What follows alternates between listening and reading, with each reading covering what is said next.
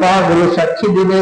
আল্লাহ রাব্বুল আলামিনের কাছে হাত পা ছুটি ছুটি গিয়ে বলবেন, তোমার এই নাফরমান বান্দা দুনিয়াতে থাকা অবস্থায় মানুষের সামনে, মানুষের আড়ালে, ওপেনে গোপনে এই গুনাহ করেছে, আল্লাহ এই গুনাহ করেছে। আল্লাহ বলেন, তারা যে কাজ করে এসেছে সকল কাজের সাক্ষী সেদিন তাদের হাত পা দিতে থাকবে।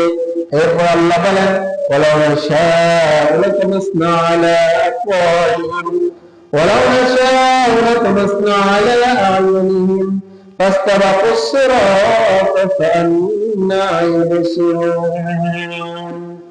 আল্লাহ রাব্বুল আলামিন বলেন, বান্দা, যদি দুনিয়াতে অবস্থায় তোমাদের চোখকে আমি অন্ধ করে দিতাম, চোখকে আমি বিলীন করে দিতাম, তাহলে তোমরা দুনিয়াতে কিভাবে চলবা?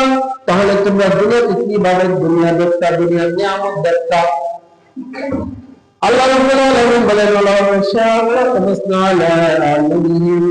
যদি তোমাদের দৃষ্টি শক্তি আমি বিলীন করে দিতাম, শেষ করে দিতাম,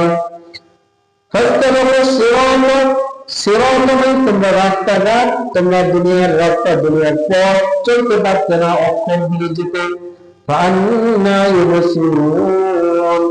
তোমরা অন্যের সাহায্য নিয়ে চলতে হইতো, আর না হয় তোমরা দুনিয়াতে চলতে পারতে না। পরে আল্লাহ বলেন, আলা মাকানাতিহিম ফামাস্তাতা